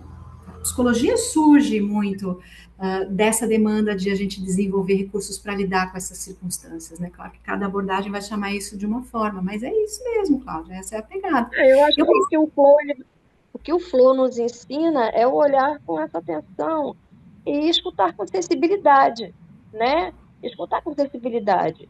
Eu não preciso de estar bem o tempo todo, né? E também não posso viver sempre naquele baixo astral. Então, assim, é escolher, é escolher viver aquele momento. É de luto, é luto. É de tristeza, perda, perda, é alegria, porque tudo é momentâneo. E o que nos afeta mais é o desequilíbrio, né? Porque o nosso corpo, ele entende tanto uma perda que você sente muito, que você chora, quanto uma alegria muito, a dopamina, a endorfina, todos os nossos neurotransmissores, eles entram em movimentos repetidos e rápidos da mesma forma, né? Tanto a alegria demais quanto a tristeza demais, ela vai movimentar isso no nosso corpo. Então a gente precisa de compreender como a gente funciona para que a gente possa direcionar melhor as nossas emoções. Completamente isso mesmo, Cláudia. Eu até que quero trazer um exemplo assim para a gente tornar isso mais prático numa intervenção clínica, né? Que eu falei para vocês, vamos pensar num contexto de crise conjugal, para a gente ver como a gente pode colocar isso na prática, né? Que eu coloquei aqui no slide, ó, ajuste de rota. Para retomar o flow, a gente chegar mais perto do flow, ou minimamente sair da situação de ansiedade, de preocupação, de angústia e vivenciar estados um pouco mais positivos, né? Eu preciso fazer essa regulação, aumentar o desafio se estiver entediado, desenvolver novas habilidades, né, simplificar tarefas se estiver ansioso. Como é que isso é na prática, gente? Vamos imaginar aqui um casal, tá, que está em crise, está procurando terapia, ou procurou vocês, né, e está relatando aí uma dificuldade de comunicação. Um dos parceiros diz que sente tédio, vamos bem pro conceito ali, ó, tédio nas conversas, né? Ele fala que sempre falam sobre os mesmos assuntos, que os temas são sempre muito superficiais, que ninguém mais fala de assuntos significativos, que se evita conversas difíceis, estão lidando só com o cotidiano, o diário, não se fala mais em sentimentos, em objetivos mútuos. O relacionamento está tedioso, né? Nesse caso, a gente pode dizer que a interação está apresentando um nível muito baixo de desafio emocional para o casal e que está reduzindo o engajamento na relação. Perfeito? Durante o processo terapêutico, o que o psicólogo ou a psicóloga pode fazer? Pode propor exercícios de diálogos mais profundos, convidar o casal a compartilhar algumas experiências pessoais que tenham sido mais importantes, falar sobre expectativas de vida, metas compartilhadas, falar das suas vulnerabilidades, daquilo que dói, né? Esse aumento gradual do desafio, né, que está relacionado a essa comunicação, trazer esse tipo de comunicação para o relacionamento, pode tornar a interação mais significativa e estimular um pouco mais a presença de um do outro na conversa, trazer os dois mais para a relação e sair do cotidiano, a presença, né? Tá? Por outro lado, gente, a gente pode ter outra circunstância, né? Um casal que fala que as conversas são, nossa, o tempo todo ela falando dos problemas, assim, o tempo todo aquelas conversas difíceis, emocionalmente, é sempre o conflito que não está dando certo, os problemas, o quanto eu sou ruim nisso, o quanto eu não atendo as expectativas dela, tensão, né? O tempo todo crítica, o tempo todo as coisas que não dão certo na nossa relação. Bom, nesse momento, a gente pode sugerir uma intervenção, né? Que a gente tem aqui claramente um dos parceiros no casal que está vivendo mais ansiedade, né? Uma angústia maior por essa pressão, essa demanda de sustentação emocional dos diálogos, né? Por que se sente assim? Muito provavelmente porque percebe que não tem recurso para estar lidando com aquilo. para lidar com essas conversas, com essa situação, está tendo dificuldade de se conectar com essas coisas. Nesse caso, então, o psicólogo pode, hipotético, tá, gente? Para um exemplo clínico, eu tenho que pensar nisso, né? Nesse caso, o psicólogo pode propor, né, ajudar o casal, propondo que essa pessoa ou o casal por si desenvolva outro tipo de habilidade, como, por exemplo, uma escuta mais ativa, que um possa validar mais emocionalmente o outro, ao invés de trazer só a crítica, de dizer, apontar e fazer a indicação daquilo que o outro pode ser bom, de ao invés de só enfatizar o conflito, de fazer ambos perceberem o que eles têm em comum, né? Fazer pausas onde eles consigam regular melhor isso durante o próprio diálogo. Então, lá na iminência do conflito, não, peraí, a gente está só falando o que está de ruim na nossa relação aqui. Vamos elencar também o que está bom. Você está só me criticando aqui, há tantas coisas que eu faço bem que você não está considerando, né? Então, com essas habilidades, a ideia é que o nível de desafio da conversa fique mais manejável. E a gente saia daquele estado de ansiedade, né? Não sei se a gente tem pessoas aqui que atendem casal, que planejam atender casal, mas esse tipo de coisa é muito comum para quem busca terapia de casal, né? Aliás, é mais comum que o primeiro exemplo que eu trouxe, tá? Então, quando há equilíbrio nisso, entre a complexidade das interações e a capacidade do casal de lidar com isso, seja por meio de uma comunicação mais fluida, mais envolvente, de uma escuta mais ativa, nesses momentos, aí a gente vai perceber que ambos passam a começar a se sentir mais conectados, mais presentes, mais validados, reconhecidos na relação, e passam a estar mais genuinamente também interessados na interação, tá? E aí, assim, eu não posso dizer aqui, garantir que vai acontecer que eles vão vivenciar estados de fluxo nessas conversas. Não há essa possibilidade. Mas, sem sombra de dúvida, há características mais próximas dessa experiência nesse tipo de relação. Então, a gente tem um distanciamento daqueles quadrantes lá no nosso gráfico, né? De ansiedade, de tédio, de apatia, de preocupação, de angústia, e a gente vai mais para o estado de relaxamento, de controle, né? Estados mais positivos, minimamente, tá? A gente fica um pouco mais afastado daquilo que adoece e se aproxima mais daquilo que pode ser uma experiência positiva num relacionamento que nos faça crescer, nos tornar melhores, que gere algum nível de aprendizado, tá? Aí aqui, gente, já chegando assim mais ao final, né, do nosso encontro de hoje, trazer, assim, embora eu tenha tentado fazer isso em alguns slides, né, a conexão deste construto de forma mais direta com as terapias cognitivas da terceira onda, tá? Aqui, gente, a ideia é que a gente possa distinguir, né, estar inteiro e estar bem encontra uma ressonância muito forte com as terapias cognitivas mais contemporâneas, ou as de terceira onda, justamente porque elas ampliam o foco das abordagens tradicionais de TCC, que foi o tempo todo eu falando aqui da ideia de alta eficácia do Bandura, né? Em vez de se concentrar só na modificação, na modelação de pensamento, as terapias cognitivas de terceira onda, elas vão enfatizar o contexto da experiência psicológica, que aqui está associado à ideia do desafio que a experiência de flow pode proporcionar, né? A relação com pensamento e emoção, que é essa modulação que a gente precisa fazer enquanto está vivendo a circunstância, o desafio, e o engajamento que a gente vai ter, né, nessas ações que precisam ter valor para nós, que precisam ser mais significativas, né? Então, o objetivo central dessas abordagens, das terapias cognitivas de terceira onda, deixa de ser apenas reduzir sintoma, e passa a ser a inclusão do desenvolvimento, assim, a inclusão não, passa a ser o desenvolvimento propriamente dito de uma flexibilidade psicológica, de um engajamento em ações mais significativas, de maior qualidade de vida, de maior presença, de maior inteireza nas circunstâncias em que a gente vive hoje. Não é estou vivenciando o luto, vamos superar isso aqui, não. Vamos viver este luto, que tipo de aprendizado esta vivência pode trazer, o que dos meus valores se conectam com isso que eu estou passando, né? Então, na ACT, que né, justamente a terapia de aceitação e compromisso, a gente vai ter aqui a questão da flexibilidade psicológica, envolvendo essa capacidade de a gente permanecer em contato com o momento presente, com o que a gente está vivendo, seja um momento de dor, de sofrimento, seja um momento de glória, de superação, né, de uma coisa boa vivendo na nossa vida, e aceitar essas experiências, sejam elas difíceis ou não, e ainda assim agir de maneira consistente com os nossos próprios valores.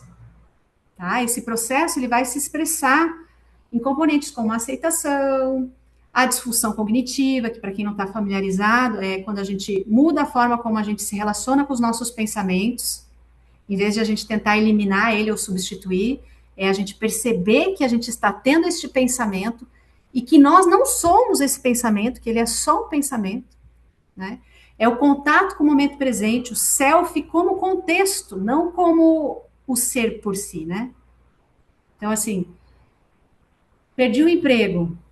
Ah, eu sou uma fracassada porque eu não consegui me manter nesse trabalho. O que é a terapia de aceitação e compromisso?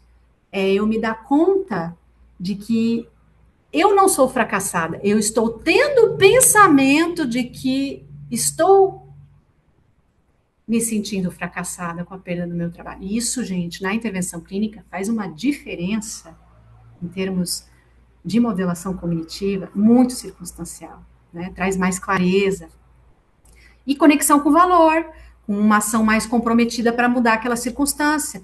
Se eu acredito que eu sou uma fracassada, o que eu mobilizo para conseguir encontrar um novo emprego, me colocar no mercado de trabalho, passar por essa circunstância? Agora, se eu me dou conta de que eu estou tendo este pensamento, olha, eu estou pensando que sou uma fracassada, eu não sou uma fracassada, eu só estou neste momento pensando que sou uma fracassada.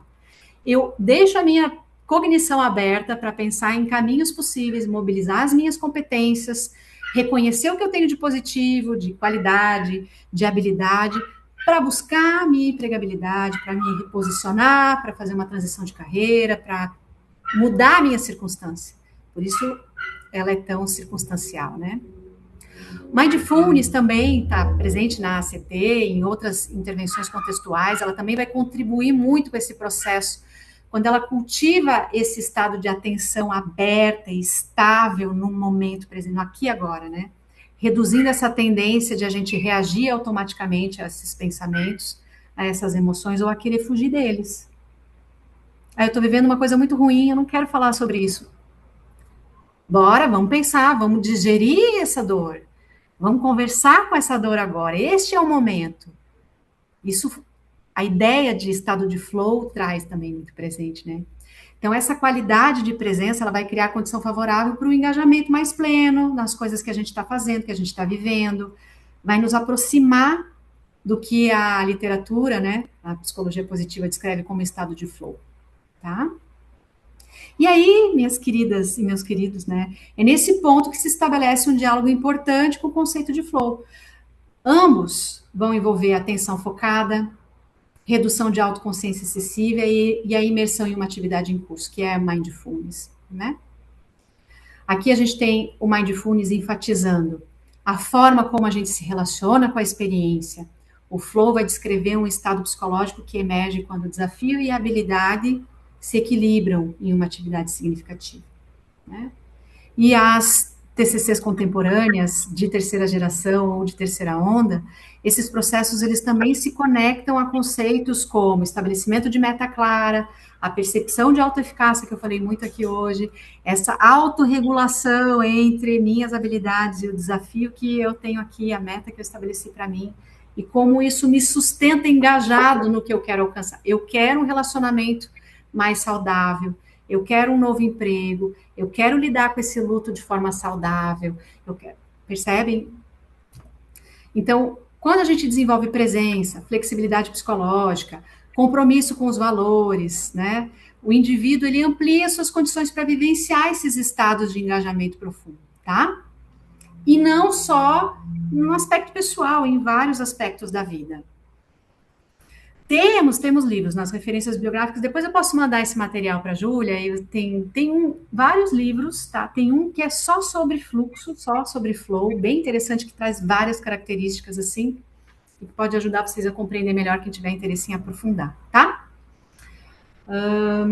Bom, e aí aqui, gente, né? As terapias de terceira onda, eles vão descrever os processos psicológicos que ampliam presença e flexibilidade. E o flow vai justamente descrever a experiência de engajamento profundo que pode emergir quando esses processos estão sendo vivenciados, né? Então, aqui é onde a gente tem a conexão entre as duas coisas, tá?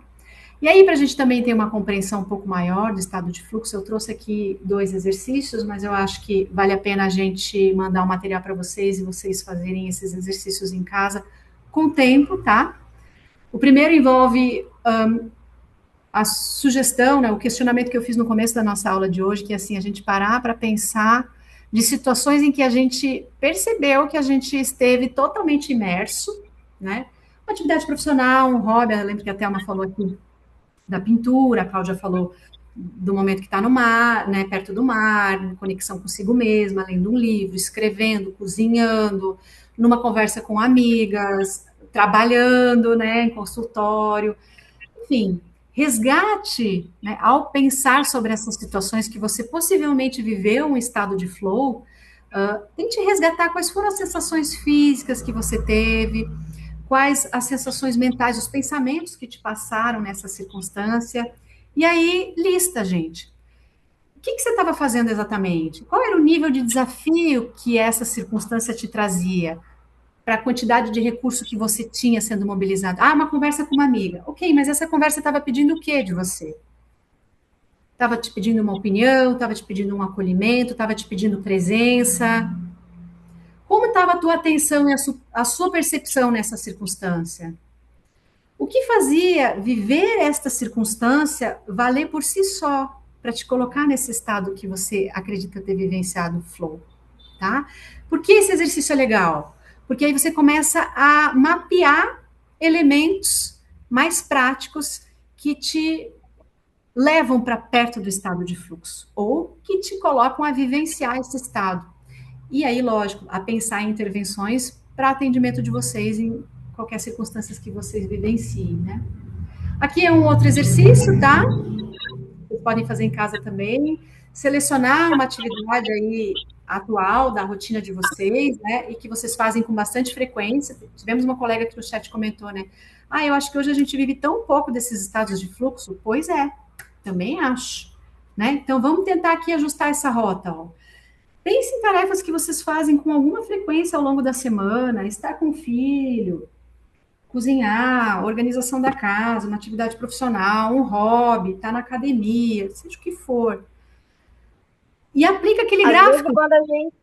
Às vezes, quando a gente pensa assim em focar em alguma coisa do dia a dia, às vezes a gente pensa grandes coisas ou coisas até que tá fora da nossa ossada.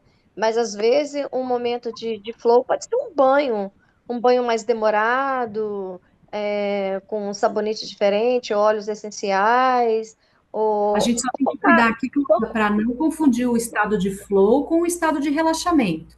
O flow tem que estar sempre associado a algum nível de desafio. Então, o que esse sentimento de estar cuidando de si pode trazer em termos de desafio para você? É você estar destinando um tempo para si mesma, é a ideia de autocuidado, de elevar a tua autoestima. Então, sempre tem que trazer um desafio juntinho ali. A aceitação, né? Em vez de lutar contra os pensamentos indesejados, é aprender a observá-lo, né? Sem julgamento. Perfeito, Né? Porque esse é um desafio muito necessário, inclusive. Porque às vezes o nosso banho ele é tão funcional, né? Tomar banho rápido, fazer isso, fazer aquilo, e às vezes um banho mais demorado, você coloca uma música. E aí, Cláudia, é essa daí, ó. Como é que eu posso tornar uma atitude que eu faço todos os dias, extremamente básico, como uma circunstância da minha vida que possa me levar a algum estado de fluxo? Então, olha só. Ok, meu banho, todo dia lá. Vamos aplicar o gráfico, né? Tomar o meu banho hoje está em que zona lá no gráfico básico, modelo, primeiro modelo que eu mostrei para vocês? Está na zona do tédio? está na zona da ansiedade, como é que eu posso ajustar para levar isso para o estado de fluxo? Então, vamos fazer isso, vamos fazer o banho como um exercício de autocuidado. Vai ser o meu momento aqui, não vai ter filho que vai interromper, não vai ter problema na cabeça que vai me atravessar, vai ser um momento em que eu vou cuidar de mim. Aí você traz um nível de desafio para essa tarefa extremamente básica e corriqueira. O que eu vou fazer? Bom, para levar para mais perto ou vivenciar a zona de flow, aí, bom, um sabonete diferente, diminuir a luz, um cheirinho, regular o meu pensamento. Quando eu estou vendo que eu estou me desvirtuando, ai, acho que eu ouvi uma. Volta, sabonete, cheirinho, vai regulando, para a gente conseguir, né, trazer para mais perto da meta que a gente estabeleceu aí, para esse ajuste, né? Então, ó, como pequenas mudanças no design da tarefa podem transformar a experiência. Aqui eu trouxe para o trabalho, mas a experiência pessoal, a minha experiência no meu relacionamento, a minha experiência na minha intervenção clínica, a minha experiência com as minhas amigas, com a minha relação familiar, no esporte que eu pratico, né? E aí, claro, a ideia é que vocês possam escolher aonde vocês desejam fazer esse ajuste.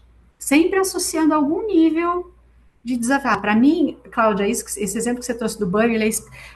Quantas mães a gente tem ainda aqui? Eu sei que muita gente já está se despedindo, porque como eu falei, eu começo a falar, eu às vezes entro em estado de fluxo e vou embora, e quando eu vejo, eu preciso que a Júlia me interrompa.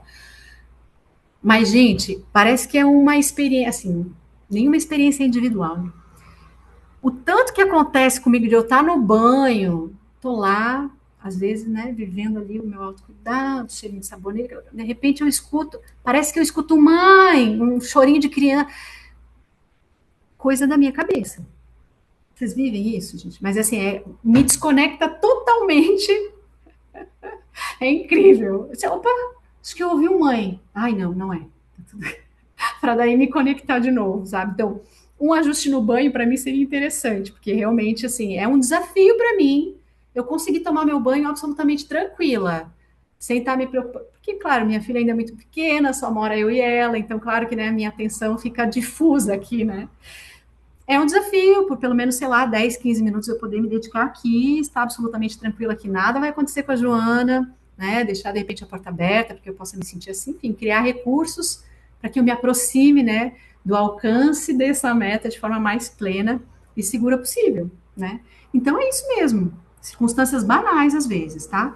E se nas circunstâncias banais não é possível, gente, eleva o desafio aí. Pensa em alguma outra tarefa que possa requerer de vocês um ajuste mais interessante para vocês entrarem em estado de fluxo e viver um pouco melhor esse compromisso com vocês mesmos, né, de estarem mais inteiros, não só tô bem, mas de estar inteiros nas coisas que vocês vivem no dia a dia. Tá bom? Não vamos ter terminado aqui minha apresentação, que ainda teria alguns slides, mas assim, que bom, ó, viu? Cumpri minha meta, que era não concluir a apresentação de slide que eu já preparado para vocês. Já são 7h07 e a gente já tinha que ter terminado nosso tempo, né, Júlia? Mas eu vou compartilhar esse material com a Júlia manda para vocês. E na verdade, eu vou aperfeiçoar com mais indicação de leitura, já que pediram, tá? Vou trazer aí livros e tal. Tem material bem interessante. E, gente, na TCC de terceira onda, a gente não discute diretamente o estado de flow, a gente tangencia por meio da ACT, Mindfulness e de outras abordagens que a gente traz, né, para discussão em sala de aula. Mas a ideia aqui era justamente a gente fazer essa conexão com a psicologia positiva, porque é uma abordagem contemporânea também, que se conecta com a cognitivo-comportamental e que tem tudo a ver, só é abordado com uma nomenclatura um pouco diferente, tá? E aí fica aqui o convite para a gente se encontrar nas aulas da pós, se não na de TCC de terceira onda, em cursos livres de psicologia positiva, enfim, em outros cursos que a gente oferece aqui, supervisão, orientação, enfim, da nossa escola maravilhosa, tá? Sejam muito bem-vindos e espero encontrá-los aí. Quem quiser também pode me encontrar nas redes, me contactar, tá? Estou à disposição aqui para a gente conversar, trocar ideias. Vai ser muito bom. Sim, já perguntaram aqui se a prof faz atendimento particular, que encontro maravilhoso. Nossa senhora, vou colocar meu e-mail aqui no chat, e quem quiser daí fazer contato. Perfeito. tá? Vocês também me acham com o meu Perfeito. nome e sobrenome no Instagram. Podem pedir meu Uhum. contato também para a Júlia, o meu contato telefônico, caso queiram, tá? A gente troca figurinha Tá, assim. joia. Prof, muito obrigada, viu? Eu, inclusive, fiquei curiosa, não conhecia esse termo flow. Então, hoje eu Ele é pude muito estar. curioso, eu acho ele demais. É, muito legal, porque hoje eu pude estar aqui trabalhando, mas eu aprendi junto também. Então, foi uma aula muito gostosa. A professora tem uma forma didática de apresentar esse tema. É, eu acredito que também o pessoal gostou pelo chat. Então, muito obrigada. A gente sabe que você é a queridinha das professoras aqui também na Viver. Agradecemos muito a sua presença aqui, tá certo? E agora eu fico Obrigada. com o pessoal interessado na pós. Perfeito, gente. Tirem todas as dúvidas com a Júlia. Júlia, o que eventualmente vir aí que talvez você não consiga responder, você me aciona que a gente volta. Tá bom? Perfeito. Beijo grande, gente. Uma boa noite, uma boa semana para vocês. Até breve. Tchau, tchau, Tchauzinho. Pro. Obrigada. Tchau. Obrigada também. Pessoal que ficou, então, eu queria conversar com vocês interessados na pós-graduação na PCC de terceira geração, né? A gente vai finalizar já rapidinho, mas só passando algumas informações, relembrando vocês, né? É, agradecemos também muito a presença da professora. Ela é uma professora, inclusive, aqui da Viver. Então, a aula de hoje foi como se fosse uma prévia das aulas da pós-graduação, né, que a gente tem aqui. Então, essa aula não foi preparada somente para o evento, e sim é um recorte de uma aula de pós-graduação que foi utilizada para a gente apresentar para vocês como um evento, né, um assunto muito bacana. A professora trouxe de uma forma muito didática. A gente sabe que é final de tarde, é cansativo, são conteúdos, né, informações que vêm com tudo, a gente tem que assimilar, é muita coisa, mas obrigada pela participação de todos. E eu prometi que eu ia dar um bônus para vocês, né, para quem ficasse até o final e tivesse interesse. Então, eu tenho um bônus exclusivo de participação desse evento para oferecer para vocês, que é válido até essa quarta-feira, às 5 horas da tarde. No bônus, inclui 30% de desconto nas 3 primeiras mensalidades, um mês de streaming gratuito, o nosso streaming da Viver Mais Psicologia, a Netflix da psicologia, né? Temos também desconto de 30% na segunda especialização na Viver, então se você faz uma e começar outra, você tem esse desconto também nessa segunda especialização. E a Viver não tem taxa de matrícula. Então, relembrando que a nossa pós-graduação em TCC de terceira geração está com as inscrições abertas e quem garante agora leva essa série de bônus exclusivo, tá? Mas atenção que o bônus é até quarta-feira, ok? Não deixem de entrar no grupo de interessados da pós em TCC. Lá vocês vão saber todas as informações. Eu vou passar aqui muito brevemente para vocês sobre essa pós-graduação. Então, a gente trabalha no formato online, ao vivo, conectado. A pós em TCC, ela tem 2 turmas ou uma turma, não pode ser que eu tô falando ao contrário, mas ela tem a grade curricular dela, o que a Manu compartilhou para vocês. Todos esses módulos, vocês terão acesso a esses módulos, a estudar esses módulos. Então, aqui a gente também tem a formação e pós em TCC, né, que é para graduandos. Mas essa que a gente está falando é a pós-graduação em TCC de terceira geração, que não é para graduandos, mas graduandos podem fazer a outra pós, né? Então aqui está a grade curricular, aqui você pode mergulhar nas terapias de terceira geração, a ACT, Mindfulness e outras abordagens também bem inovadoras, além de tópicos essenciais como avaliação psicológica, manejo de crise, neuropsicologia e psicofarmacologia. É um curso bem completo, com fundamentos sólidos e técnicas práticas para você aplicar imediatamente nos seus atendimentos. Aqui na Viver a gente também acredita que nada deve impedir você de investir no seu futuro. Então, por isso, a gente tem formas de ajudar você a pagar nas mensalidades. Temos o projeto da clínica, que você, com o seu CRP ativo, pode estar atendendo na nossa clínica, e o valor dos atendimentos é convertido para as mensalidades. Temos também o projeto que indica amigo indicou, entrou junto com seu amigo, ambos ganham 50% de desconto em uma mensalidade. Então, quem quiser saber mais sobre esses projetos, já entra no grupo que a gente fala tudo por lá, que a nossa equipe está disposta a te receber com calma e organizar todas as informações, né? Passar todas as informações de grade, aqui a gente passou bem brevemente, mas grade curricular, professores, o formato, os valores também.